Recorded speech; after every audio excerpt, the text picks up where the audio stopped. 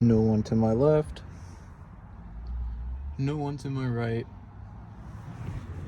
And this fucking idiot still manages to back into me. Hey, what's going on, everyone? Welcome back to the channel. So today, not too great of a day, as you can see. I hope maybe you can't see, but right there, we got the police here because someone decided to back into my truck as I was sitting in a parking lot. So you can see back there some drunk chick driving a Toyota Tacoma decided to floor her truck right into the back of mine as I was parked inside of it. Luckily, I didn't have my daughter in the car, so I guess that's a positive silver lining here. But figured I would just document this because it's something a little bit different. So the rear bumper is kind of dented in, big massive dent on the tailgate as well. So yeah, I'm going to document and show you guys how much it's going to cost to repair a TRX when there's parts shortages. So this will be an interesting video, I guess. So the drunk chick has locked herself out of her truck and she has a dog in there. So now we got the fire department over here that needs to basically break into her truck to get her dog out because it is about 95 degrees right now and the dog is stuck inside a truck, no air conditioning. So great person over here, guys. Yeah, drink and drive, smart idea. All right, guys, so back at the house now, got the police report right over here.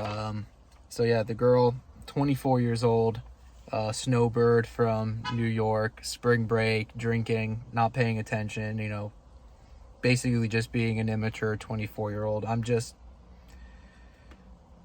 know what to say. I'm just grateful because my wife was parked basically in front of me with my baby daughter. I'm just super grateful that it was my truck was parked there and not her car, because if it would have been the other way around and she was maybe putting the stroller in the back of her Alpha or something and she was hit or my daughter was hit, this would be a very different video. Material things I don't really give a shit about. They can be replaced, they can be repaired.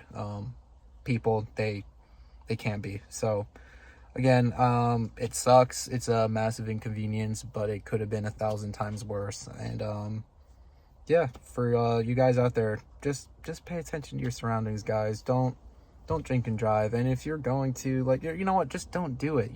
Call a freaking Uber. It's 2022, man. Call an Uber or a Lyft or something and just pay attention to your surroundings, man. It's not that big of a deal. But yeah, let me jump out of the truck and show you the damage. All right, so honestly, it could have been way worse. Luckily, kind of just hit right here, so good old bumper right here took a majority of the damage. But then the real shitty part is my tailgate right there. Yeah, there's no way they're going to be able to pull that dent. So I'm pretty sure I'm looking at a new tailgate, which really sucks because I don't know how easy it is to get a TRX tailgate. But yeah, that really sucks. Everything else, whatever. Maybe I'll get an aftermarket rear bumper or something, I don't know. But yeah, that's a bummer. But yeah, I'm gonna go call my insurance company, see what they can do, and gonna show you guys just how much it costs to fix a small fender bender on a TRX.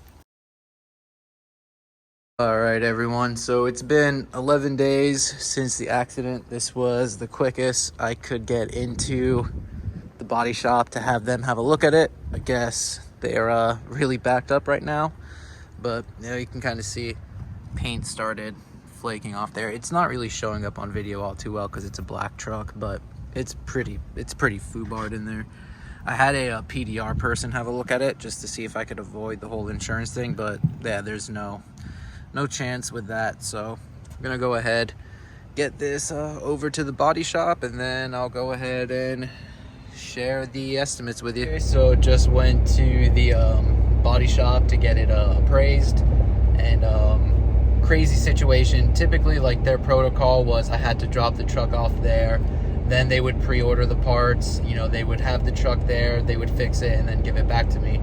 But when they actually went to look up the parts and everything for TRX, they were still non-existent in their system. And then also when they called to see, you know, parts availability, everything was back ordered for a minimum of 2 months.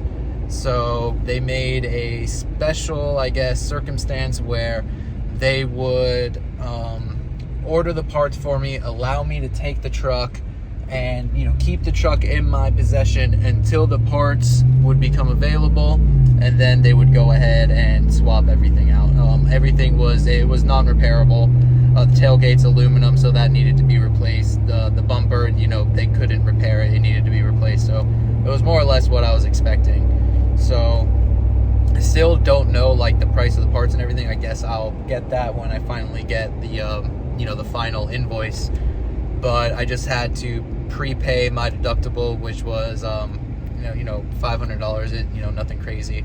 And then since, you know, Florida is a no-fault state, and eventually when everything's said and done, I will contact the other person's insurance company and they will reimburse me for my deductible. So it's not costing me any money out of pocket. And as far as like a rental or anything like that, it's not a big deal because I have the Gladiator. I also have my work van. So, you know, nothing, nothing super, you know, detrimental, but it's just kind of annoying that it's going to take a few months now for everything to be repaired, and I have like a ghetto looking tailgate. But, you know, whatever, it could have been way worse. But yeah, that's more or less where we're at this point. Yeah, as I get more information, I'll keep you guys updated, but this video is already kind of long, so I'm not going to you know, stretch it out any further. So that's going to do it for this one. Yeah, yeah, it is what it is, I guess.